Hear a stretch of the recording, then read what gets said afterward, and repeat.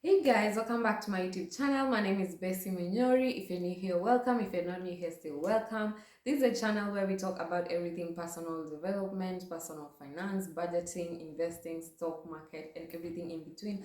I also talk about things to do with being an international student in Australia. So if those are things that interest you, don't forget to subscribe, comment, share, hit the notification button so you don't miss another episode. So today we are just going to be talking about a very interesting topic, and it's just about the Kenyan stock market. And I would like to talk about this because it is met with a lot of speculation, a lot of jargon, a lot of big words, and people think that you can only invest in the stock market if you have a lot of money, but that's not it. So guys, sit back, relax, and let's get right into it. The stock market is an electronic marketplace where individual or institutional investors buy and sell shares. So what are shares? What are shares, stocks, or securities? These are a part of a company. Let's say you want to buy a part of KENYAN, Safaricom, Amazon, Apple, but you don't have like 50 million, but you have like 1 million, 1,000 Kenyan shillings, 100K. You can buy a part of the company. It's called fractional investing. Like you can buy a part of a company. You can gain money in two ways in the stock market, and this is through capital gains and dividend investing. So what is capital gains? Capital gains is when you buy shares at a lower price and you sell them at a higher price. So you can buy shares for like $40 and you sell them at $100. You've made $60 profit, capital gain. Yeah, dividend investing is whereby companies pay their shareholders dividends at the end of the year or twice a year or every month. It depends with how the company operates. So if you're a passive investor, meaning that you're not actively trading, dividend investing is good for you. But if you're an active investor whereby you're tracking the markets, you know what stock is doing good right now, you can try capital gains.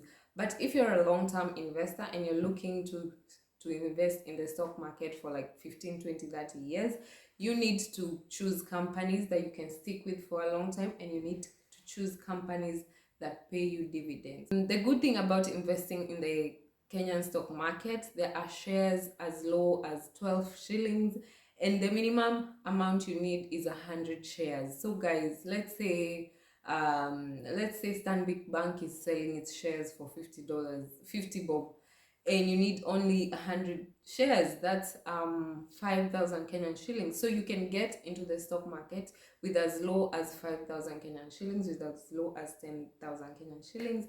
And the good thing is you will be investing a consistent amount of money each month to build your portfolio. You don't have to start with a big amount, and you don't have to just invest a small amount and leave it there. You can continue adding. So like I said, when you're looking at the companies that you want to invest in, for me, what I ask myself is, what is this company compensating me for risking my money with them? Because at the end of the day, I could have kept this money in my bank and it would be safe. Because of course we know that investing is a risk. Everything is a risk. Even you breathing right now is a risk, even you getting in your car right now is a risk. Even you sitting in your house is a risk. It could crumble.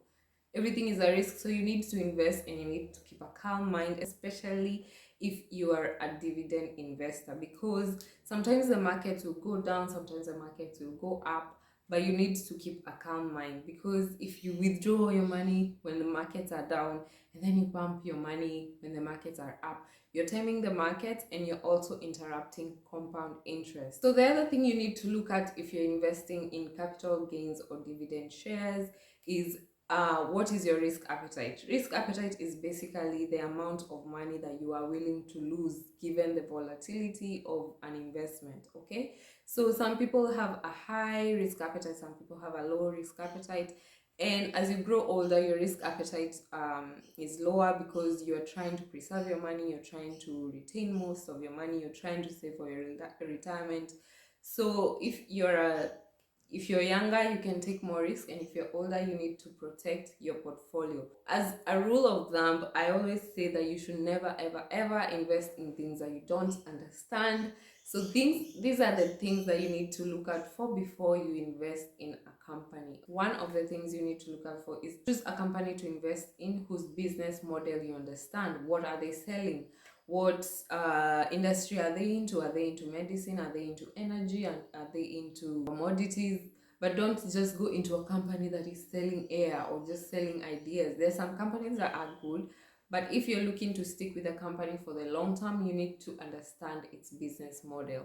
The other thing you need to look out for is evaluate the financial health of the company. What is happening in the company you want to invest in? Do they pay their taxes? Are they in debt? Do they default with their payments? Do they pay their shareholders dividends consistently? You need to know what is happening. Look for consistency in finances and in their reports. And sometimes you might not be able to do this, especially as an individual. That's why sometimes you need to go through a brokerage. The other thing you need to consider is the price of the stocks. Of course, as a rule of thumb, you are expected to buy stocks that are lower right now and stocks that are anticipated to go high, because don't just buy stocks for the sake of saying I bought stocks and it is a company that will never grow. You will never get any capital gains, you will never get any dividends. So you need to invest in a company that is prospected to grow in time. The other thing you need to do is identify a brokerage company, and the National Securities Exchange website has all the brokerage companies and their information. So you need to identify a brokerage company so that you can open a CDS account through them. I know it sounds complicated, but guys, we are going to simplify the process as we go. The other thing you need to do is ensure you pick a broker that offers an online trading platform, because let's say you want to buy shares yourself. Like for me, sometimes I used to email them, like I deposit the money and then I email them. I tell them, buy me 100 shares of this and this at market value. But when you have an online trading platform, you can just deposit the money, go in, buy the shares for yourselves without having to email them and without having to take so much time. So choose a company that has an online trading platform. And it is also good when you're an active investor, because you're going to be selling your shares. Let's say the company has gone up, you sell the shares ASAP without having to email them, because by the time you email them, maybe the shares has gone down again. And yeah, you understand what I mean. Okay. The other thing you need to do is find out the brokerage fees of these companies, and it should be between 1.9 to 2.5%. And these are like, what is a brokerage company charging you for trading for you? As a smart investor, you need to make sure that all your profits are not going to fees, or you need to minimize fees. You need to go to the lowest trading fees, because you don't need all your money to be eaten by interest. Like that's why a money market fund like Sanlam is very popular among Kenyans, because they have a very low interest fee. Okay guys, and this interest fee is just the fee that they're charging you for trading for you, not like the interest that you're earning on your money. Guys, you need to understand these terms. The other thing you need to do is find out if they offer free advisory services for their shareholders. You need to invest in a company that values you. You need to invest in a company that answers your questions. Like for me, my brokerage company, when I ask them which shares are doing good right now, they usually write for me an email and tell me, this is a PDF, you can read, you can go through it. If I ask them something that I don't understand, they get back to me and they explain. You need to invest in a brokerage company that values you, not people who never answer your emails, who never answer your calls. Okay, I mean, you're risking, they're in business because of you, so they need to give you some time and they need to listen to you. As always, when you're looking for a brokerage company, you need to establish one that has longevity and how long it has been in the market and what are their prospects. Like I said, just evaluate the financial health of everything, because you need to be in a brokerage company that is going to stick in business for a long time. And even though we might not know everything for sure, you can do your research, you can do your due diligence, and you can minimize the risks. After you've finished your due diligence, you have settled on a brokerage company, you have gone on the NSE website and you've checked which brokerage company will be good for you.